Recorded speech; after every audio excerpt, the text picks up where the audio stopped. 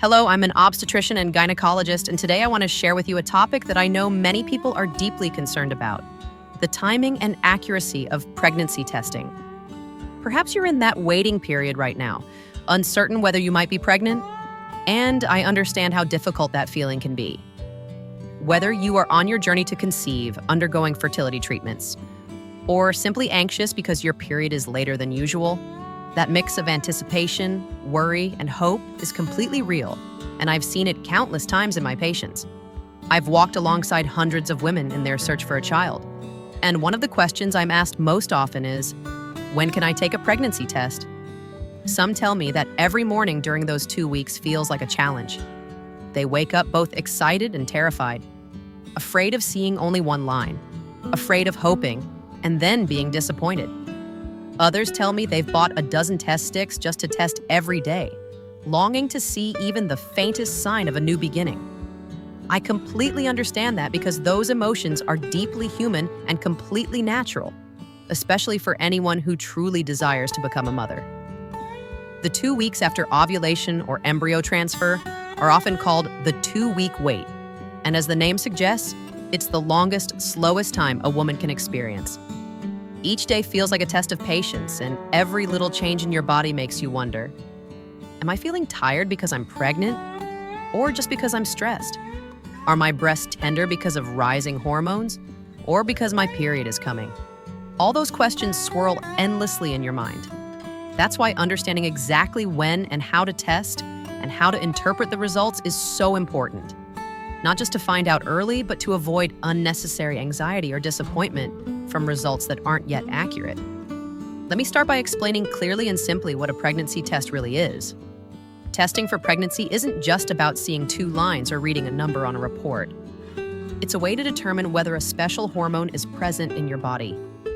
This hormone is called HCG, short for human chorionic gonadotropin. You don't need to remember that complicated name, only that HCG is a hormone that appears only during pregnancy. It's produced by the cells of the embryo very early on, right after the fertilized egg implants in the uterus.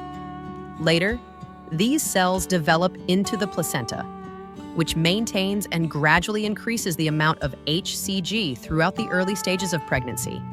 Simply put, if your pregnancy test is positive, meaning HCG is detected in your body, it means you are pregnant.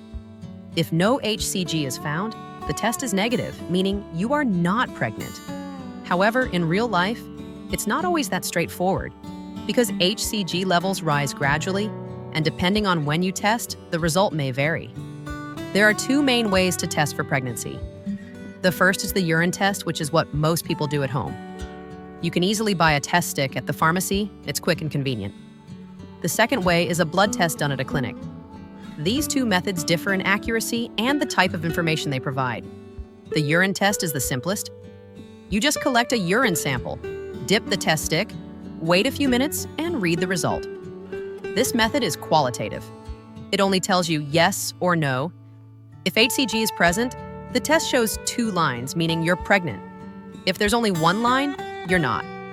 The blood test, on the other hand, is quantitative. It not only confirms whether HCG is present, but also measures the exact level. With that number, doctors can monitor the progress of an early pregnancy, checking whether HCG is rising as it should. If it rises too slowly or starts to drop, it may indicate that the pregnancy isn't developing well or that an early miscarriage has occurred. This helps us understand that a positive pregnancy test doesn't always guarantee a healthy pregnancy. It only indicates that HCG is present, meaning conception has occurred. Whether the pregnancy is developing properly still needs to be confirmed through ultrasound and follow-up blood tests. Many women ask me how long after ovulation they can take a pregnancy test. The answer isn't the same for everyone, but I'll explain it so it's easy to picture. After ovulation, if fertilization occurs, meaning the sperm meets the egg to form an embryo, the embryo travels to the uterus and implants after about 6 to 10 days. Once implantation happens, the embryo begins producing HCG. This means HCG can appear as early as 6 days after ovulation, but it usually takes 10 to 14 days to reach a level detectable by a urine test. Some test brands advertise that they can detect pregnancy as early as 8 days, and yes, that's possible for some women. But I always tell my patients, if you test too early and get a negative result, don't be discouraged. It might simply mean your body hasn't produced enough HCG yet for the test to detect. HCG levels double every 48 to 72 hours, so if you test again after 2 or 3 days, the result may be completely different. The most accurate and reliable time to take a home pregnancy test is on the day you expect your period or the day after it's late. If your cycle is regular, that's usually 14 days after ovulation. By then, your HCG levels are high enough for the test to detect.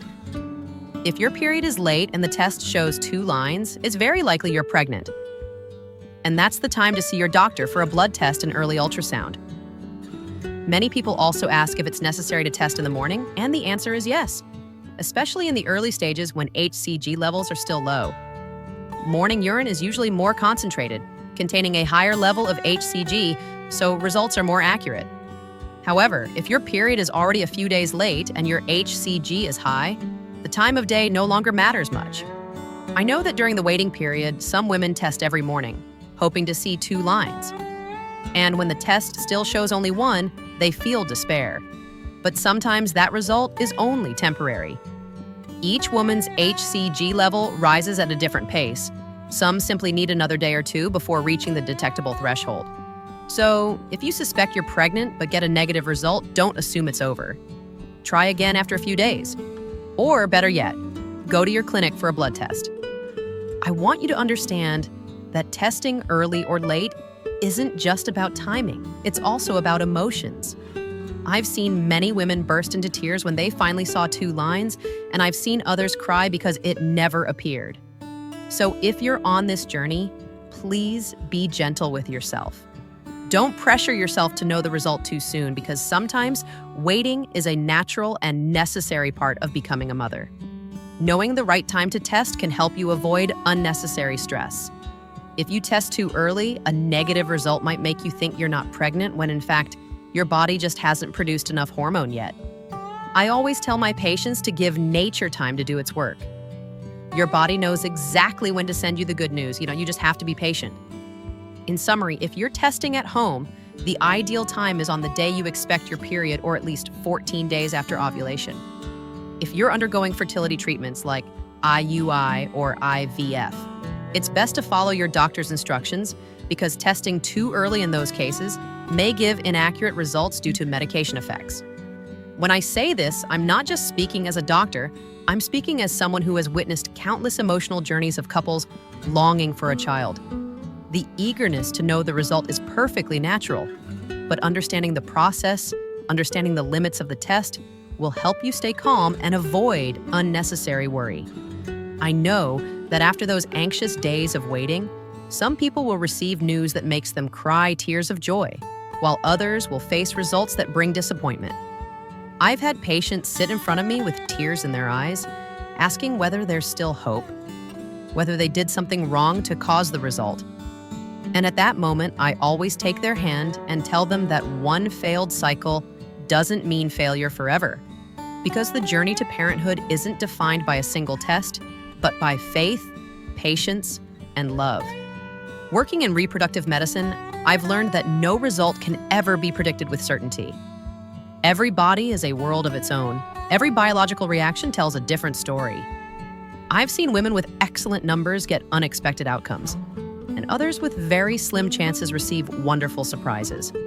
That's what keeps medicine humble, and that's why we doctors cherish every pregnancy, no matter how small.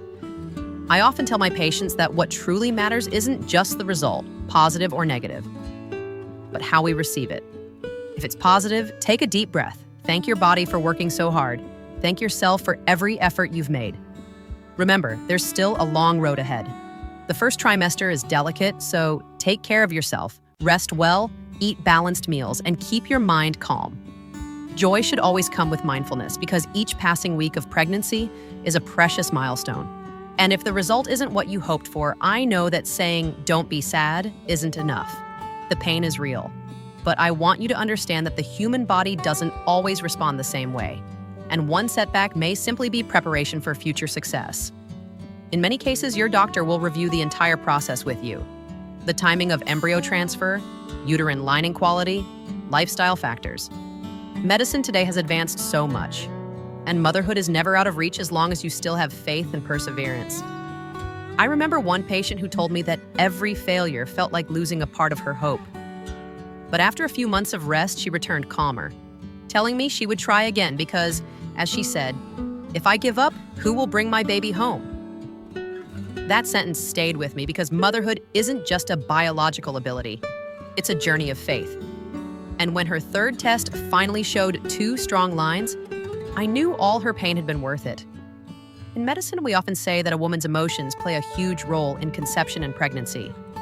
Stress, anxiety, insomnia, or prolonged negative feelings can disrupt hormones, affect ovulation, or reduce the chance of implantation.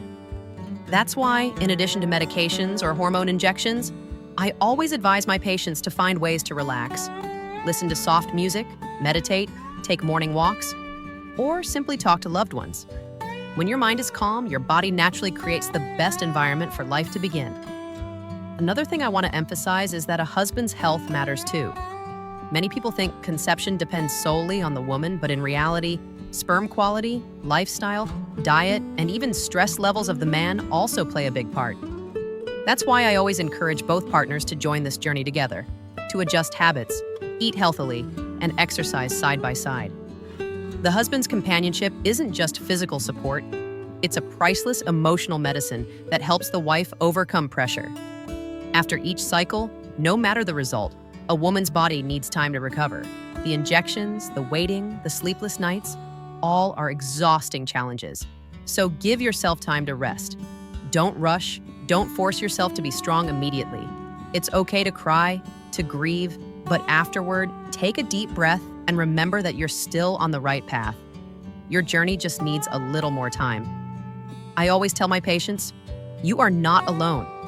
Every year, millions of women around the world walk this same path, waiting, hoping, fearing, and dreaming.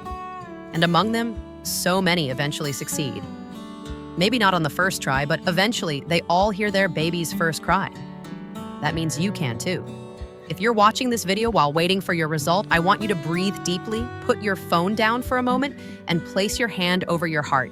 Feel your heartbeat. That's proof that you are alive, that you're trying, and that you're walking the path of love. No matter the outcome, you are still strong, still worthy of love, still deserving of hope. I want to end today's sharing with a small message. As a doctor, I deeply understand your worries. I see them every day in the eyes of future mothers. And I know that even a little hope can be enough to keep them moving forward.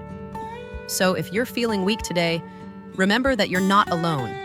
Your doctor, your family, and even strangers you've never met are silently sending you love. And one day, when you see those 2 pink lines appear clearly, when you hear that tiny heartbeat for the first time in the ultrasound room, I believe every fear, every tear, every moment of waiting will fade away, leaving only pure, simple, sacred happiness, the kind that changes your life forever.